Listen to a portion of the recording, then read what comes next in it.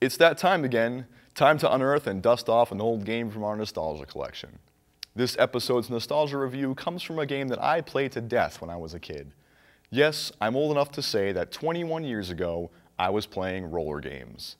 Anyone out there remember that game? It was based off of a real television series that ran in the early 90s. Maybe you've heard of it, maybe you've played it, maybe you hated it. Either way, stick around and check out this review of Rollergames for the NES. Growing up, I used to be able to play this game no problem. I had all the obstacles and placement of enemies memorized perfectly. Now, not so much. Apparently, the owner of a Rollergames company has been kidnapped, and guess what? It's your job to save him.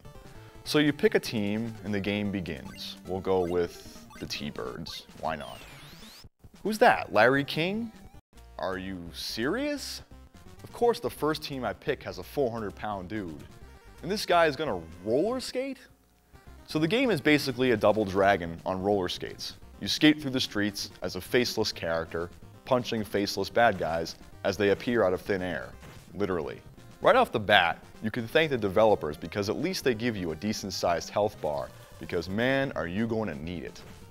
On the bottom of the screen, you have these 3 Twinkies that represent a special move that you can execute by pressing the A and B buttons simultaneously. So I skate around the city, beating the snot out of anyone who dares get in my way. The first level isn't so bad.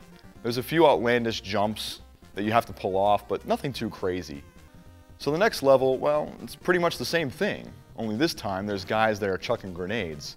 The grenades explode and apparently open up a hole into the ground that leads to an abyss. I'd really like to know how many soldiers died in a war when they fell in a hole made by a grenade. Makes no sense to me. So I make my way through the level, and I get to this sorry excuse for a boss. He runs around like a madman. Apparently he's angry that I've made it this far. I don't even have to try to get out of his way. So I wait until he stops running, knee him in the face, and repeat. Easy. Let's pick the Hot Flash team this time. So now I'm the pink Power Ranger and I'm racing on a highway.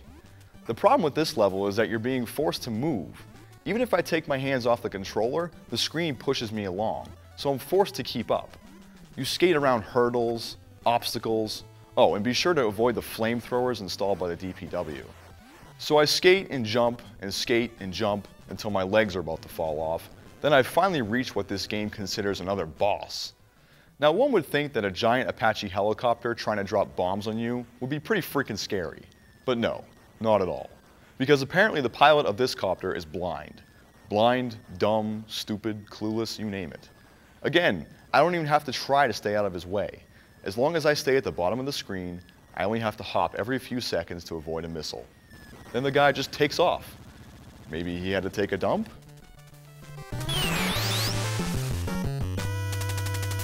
So now I'm back on the street. Instead of the soldiers throwing grenades, they now throw Molotov cocktails. This particular level is also hazarded with evil oil barrels and wrecking balls. Scary stuff. Again, a general and simple level. Next thing you know, I'm in a sewer. And here's where things get really mind-numbing.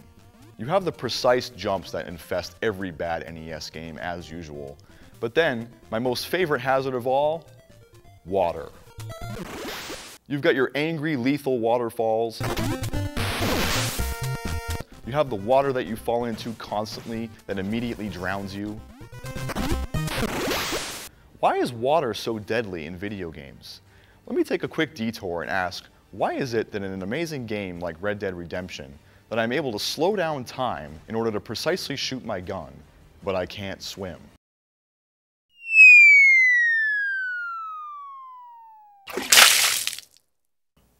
This will be a mystery of video games that I will never be able to solve. Okay, back to the crap. So once I make it through this atrocity of a level, the boss, yes, if that's what you want to call it, is mildly challenging, but only because you can't attack him right away. He hides below your platform, stabbing you with a spear, but once he jumps up, as long as you keep your distance, you're completely fine. The next level is interesting because this must have been the part where the game tester said, you know what, this game is too easy, we quit. So the developers just threw everything under the sun at them. Finally, a challenge. But do I want to sacrifice the possibility of beating a level for a challenge? No. You're back on the highway and we have green dogs attacking me, random barrels rolling around, insane jumps, balance beams, mutant birds, and a giant truck tossing barrels at me. Wow. This was as far as I wanted to go. Frankly, I just didn't have the patience to keep wasting valuable time on this game. I wouldn't have made it as far as I did if it hadn't been for the infinite continues.